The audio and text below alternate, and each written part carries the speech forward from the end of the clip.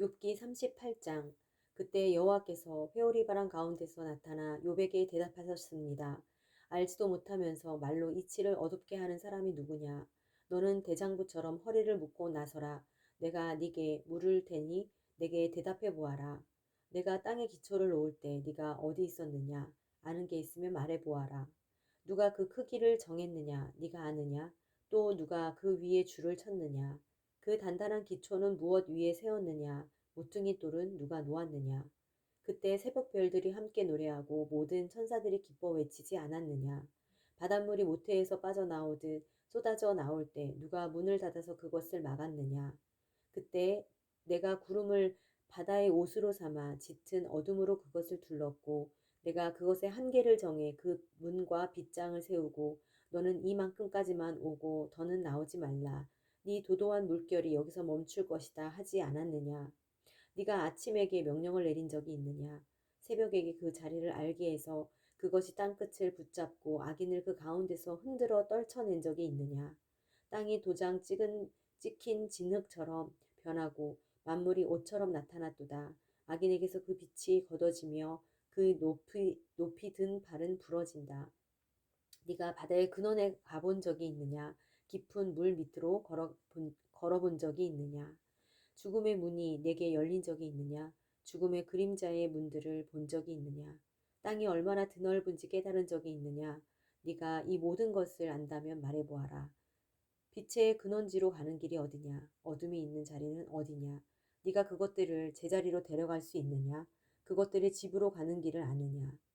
너는 그때 이미 태어난 몸이니 물론 알겠지. 네가 살아온 날이 얼마나 많으냐. 네가 눈의 창고에 들어가 본 적이 있으며 우박의 창고를 본 적이 있느냐. 그것은 내가 고난의 때를 위해 전쟁과 전투의 날을 위해 준비해 놓은 것이다. 해가 뜨는 곳에 가본 적이 있느냐. 동풍이 어느 쪽으로 흩어지는지 네가 아느냐. 누가 폭우가 빠지는 수로를 파며 우리의 길을 냈느냐. 사람이 살지 않는 땅 아무도 없는 광야에 비를 내리고 황폐하게 버려진 땅을 비옥하게 해 연한 풀에서 싹이 나게 하느냐. 비에게 아버지가 있느냐. 누가 이슬방울을 낳았느냐. 얼음이 누구의 태에서 나왔느냐. 하늘에서 내리는 서리는 누가 냈느냐. 물이 돌처럼 딱딱하게 굳고 깊은 물의 수면이 얼어붙는다. 네가 북두칠성을 묶을 수 있느냐. 네가 오리온의 줄을 풀 수 있느냐. 네가 때에 따라 별자리를 낼 수 있느냐. 곰자리와 그 별들을 인도할 수 있느냐. 네가 하늘의 법칙을 아느냐. 네가 땅을 다스리는 주권을 세울 수 있느냐. 또 소리를 구름까지 높여 스스로 홍수로 뒤덮이게 할 수 있느냐. 네가 번개를 보내 번개가 가면서 우리가 여기 있다고 말하게 할 수 있느냐. 누가 속에 지혜를 두었느냐? 누가 마음속에 지각을 주었느냐?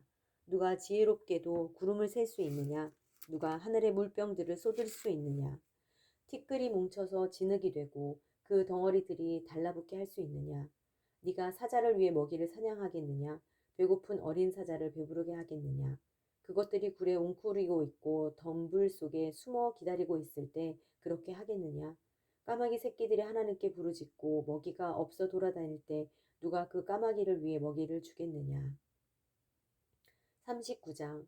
너는 산양이 언제 새끼를 낳는지 아느냐? 암사슴이 새끼 베는 것을 네가 알 수 있느냐? 몇 달 만에 만삭이 되는지 네가 아느냐? 또 언제 새끼를 낳는지 아느냐? 산양들이 웅크리고 앉아 그 새끼를 낳으면 그 산고가 끝난다. 그 새끼들이 무럭무럭 자라 들판에서 강해지면 그 곁을 떠나서 돌아오지 않는다. 누가 들나귀를 풀어주었느냐? 누가 그 묶인 줄을 풀어주었겠느냐? 내가 광야를 들나귀에게 주어 집으로 삼고 소금기 있는 땅을 거처로 삼게 했다. 들나귀는 마을의 북적댐을 보고 비웃고 낙이 모는 사람의 소리도 무시한다. 산지가 그의 초장이니 푸른 것이 있는 데마다 찾아다닌다. 들소가 너를 기쁘게 섬기겠느냐? 네 구유 옆에서 가만히 있겠느냐? 네가 들소를 밭고랑에 줄로 묶어둘 수 있느냐? 그것이 네 뒤에서 골짜기를 경작하겠느냐? 들소가 힘이 세다고 네가 의지하겠느냐? 네가 들소에게 무거운 짐을 지우겠느냐? 네가 네 곡식을 가져와 타작마당에 모으는 일을 들소에게 맡기겠느냐? 타조가 재빠르게 날갯질을 한다마는 그 날개와 깃털이 황새만은 못하지 않느냐?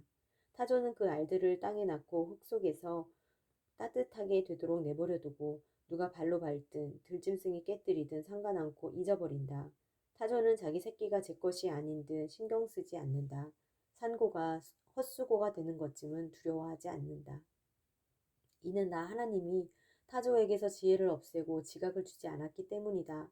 그러나 타조가 그 몸을 높이 쳐들고 뛸 때는 말과 그 기술을 우습게 여기는 법이다. 네가 말에게 힘을 주었느냐? 휘날리는 갈기를 그 목에 둘러 주었느냐? 네가 말이 메뚜기처럼 잘 뛰게 할 수 있느냐? 그 위험 있는 콧소리가 무섭지 않느냐? 말은 앞발로 땅을 차며 그 힘을 과시하고 무장한 사람들을 맞으러 달려간다.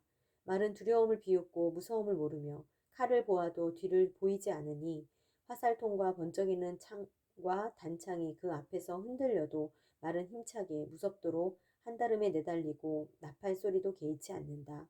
나팔 소리가 울리면 말은 콧소리로 히히힝 하고는 멀리서부터 싸움 냄새를 맡고 장군들의 우레 같은 소리와 함성을 듣는다.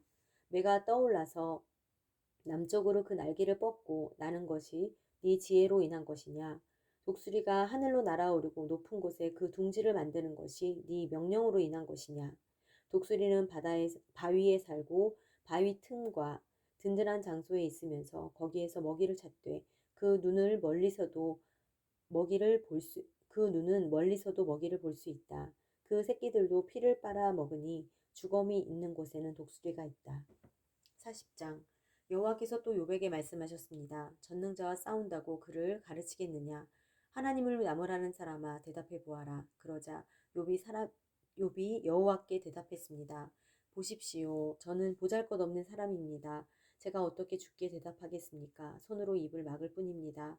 한 번 내가 말했었지만 대답하지 않을 것이며 두 번 말했지만 다시는 하지 않겠습니다. 그러자 여호와께서 회오리 바람 가운데서 욥에게 말씀하셨습니다. 너는 이제 대장부처럼 허리를 동여매어라. 내가 네게 물을 테니 너는 대답하도록 하여라. 네가 내 판결을 무너뜨리겠느냐? 네가 나를 비난해서 이롭게 되겠느냐? 네가 하나님의 팔 같은 팔이 있느냐? 내게 하나님같이 우레 같은 음성이 있느냐?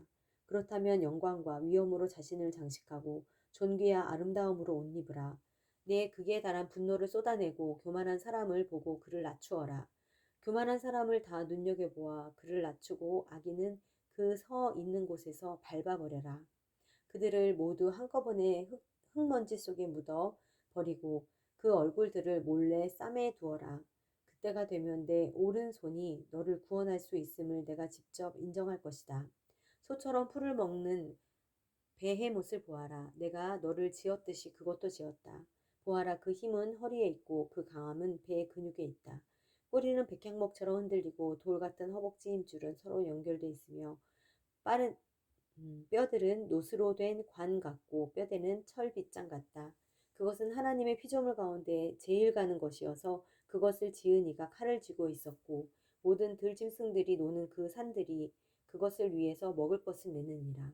그것은 연꽃잎 아래 늪지대의 갈대숲 사이에 놓으며 연꽃잎 그늘이 그것을 가려주고 시냇가의 버드나무가 그것을 둘러싸느니라.